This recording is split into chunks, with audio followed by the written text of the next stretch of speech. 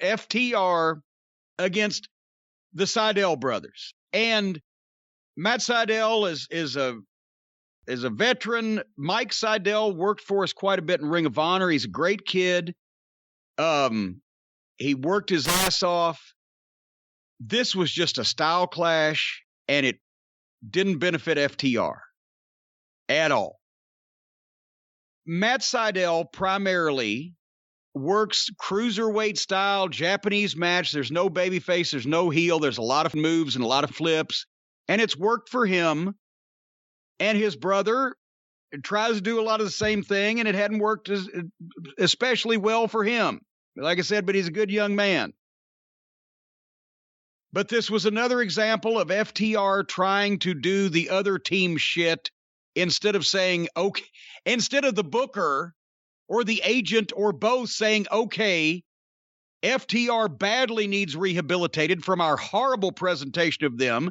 7 minutes, bell to bell, fucking FTR over with their finish. And then they could have had a good quality match. But instead, the Sydal, especially Matt's good at what he does, but it didn't lend anything for FTR. And that's who the fucking focus was on here, was supposed to be on. As soon as FTR lock up, either one of them, you can see that you've gone from kids running a lemonade stand to a 4-star restaurant. They just move better. They look better. They're more convincing. They're fucking athletes. They're wrestlers. And they need just some underneath talent that can close their mouths and open their ears and listen and be led to get some wins on television. Instead of being competitive with everybody, it took everything FTR had to put away an underneath tag team that we have never seen on television before. And that's not FTR's fault. It's bad booking and bad agenting. And Mike at one point almost killed poor Cash, missing a splash off the top and just kind of went over him. But finally, FTR hit their finish, and the announcers are saying they did it without Tully here. Like he ever helps to begin with, and like that they shouldn't be able to beat an unknown team that we have never seen before. We've seen Matt on their program. We've never seen his brother, and they've never been presented as a threat. But everything that FTR had to beat these guys, and the announcers are, wow, they did it without Tully. And then they go to cut Mike's hair because, of course, there has to be an afterbirth. And you can't leave well enough alone when you've done something right. FTR gets a win. Then they go to cut Mike's hair. Why would they do that? Well, they cut the fucking Dino douche's horns off his mask last fucking week or whenever. But now they're just collecting samples off everybody's head. Mike Sydal, they've got a problem with him. They're going to cut his hair. The lights go out. The lights come back on. Jungle Boy, Dino Douche, and Dwarf Dong Sucker in the ring, and they engage in a blasé attack on FTR, who fought back like FDR, because they just beat them both up and left them laying there in the ring.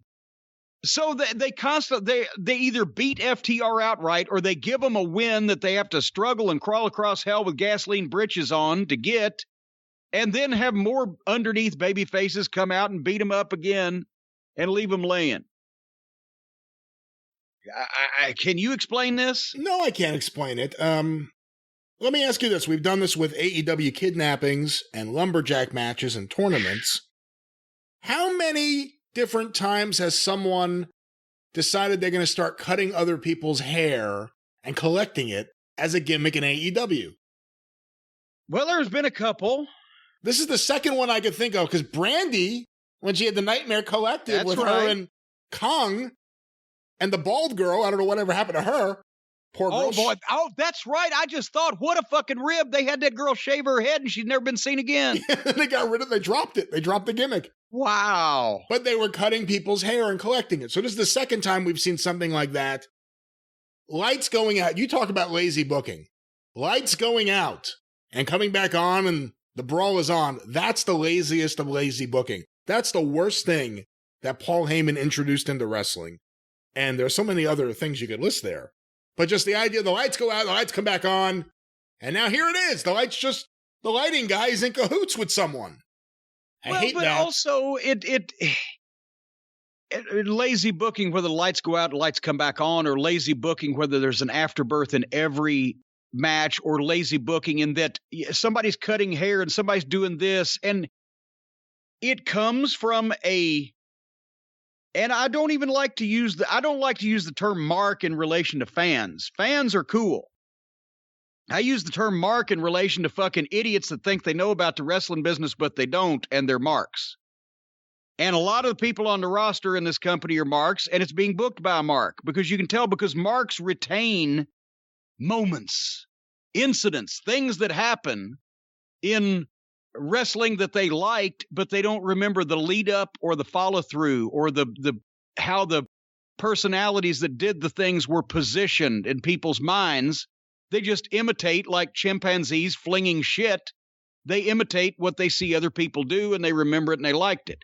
So that's why all of this is all over the page, and all of it is steps on everything else, because there's no control and there's no vision or thought. It's somebody writing down names for matches and somebody writing down wrestling things that they can do to each other with no overriding plan or thought. Or if there is an overriding plan or thought, it's just a cluttered amateur one. Wait, hold on. Did you see the match they announced for next week? I must have skipped that. It's the Jurassic Express, including Marco Stunt, against FTR and Tully Blanchard. Oh, Jesus Christ. How old is he? 67? But Tully's in decent shape, and he quit early. Well, he didn't quit on purpose. Hurd finished his career early, but he didn't have major injuries, and he's more than capable of kicking a shit out of Dwarf Dongsucker. But that's what I was about to say. If Tully stooges for the midget, I will lose every bit of respect I ever had for him. Because at some point, even Tully has to say, well, I say even Tully, 1986 Tully would have been the first one to say, if that little fucking prick crawls in the ring, I'm going to kick him right in the teeth like a fucking mark. That's exactly what 1986 Tully would have said. Keep that kid away from me or he's going to get hurt. So I hope that 2021 Tully Blanchard still thinks like 1986 Tully Blanchard, because if I will disown any fond memory I ever had of Tully Blanchard's wrestling career if he bumps around for the midget. He's a much milder Tully Blanchard nowadays. He found God. He lost cocaine. I don't know. Well, I think he needs to fucking lose God and get an 8-ball in the next week. Because if anybody will put that fucking little freak in his place, it would have been the Tully that I knew. Either verbally or physically or both. He wouldn't have put up with the shit.